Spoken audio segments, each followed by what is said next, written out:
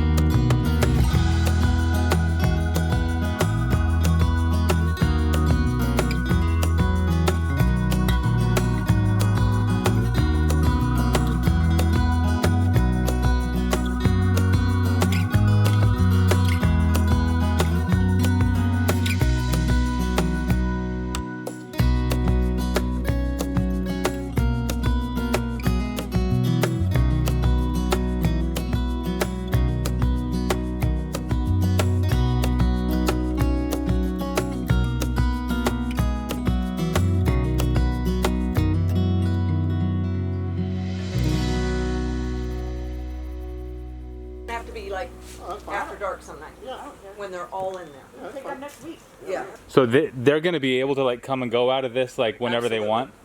And then at night, some night after about 9:30, we'll come out and block it off, seal it off, load Kidnap it up, move them. it. You can move them for 2 or 3 miles. You just can't move it from here to there.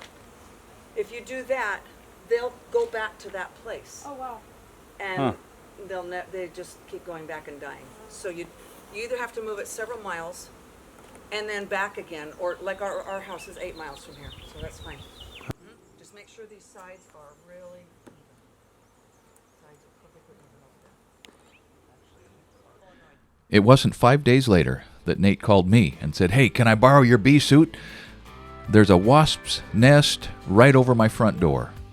And it was not just a wasp's nest. It wasn't just yellow jackets. It was bald-headed hornets. They're black with white faces, and boy, do they pack a punch. So it was, the polar opposite experience.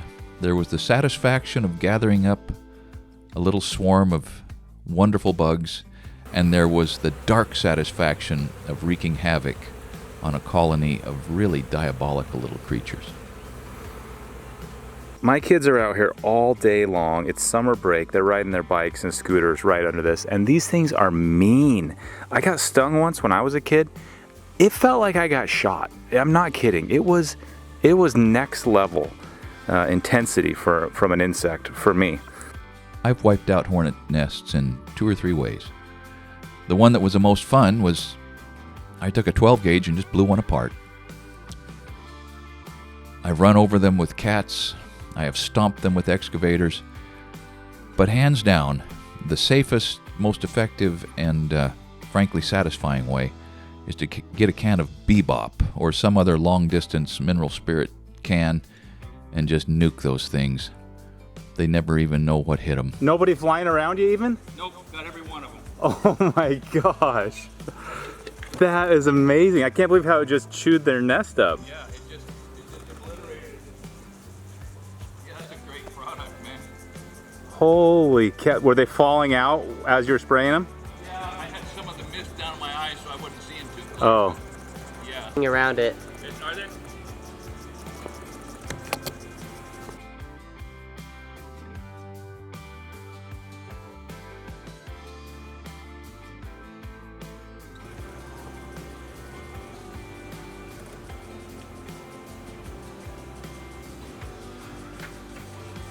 This is the part where we get stung.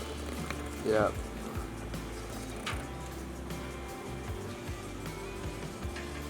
Pop. Oh, boom. Piñata. It's a piñata time. Nobody even dive bombed me. Oh, really? Yeah, Whoa. yeah. That is really surprising. Oh, those are hornets.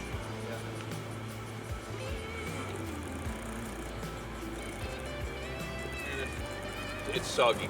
Yeah. This is mineral spirit soaked comb. So not a single one like got an attack off on you? Huh. Yeah. Late in the day, everybody's in there, and as soon as you hit the door, you know, nobody's Yeah. coming out. There was 8 or 10 or 20 around there that had been out, but But- they're gone. Wow. How big do you think, was it like a volleyball size? Yeah, Like a cantaloupe? yeah. Big cantaloupe, volleyball. But they get big. Really? Big. Guy has one in his front room that's probably 14 inches in diameter and 20 inches long. Oh, that he captured? Yeah, that he either killed them or just waited till winter killed them. And then captured their nest and owns the nest. Yeah, brought it in. Wow, cool. Thanks for watching Essential Craftsman, and keep up the good work.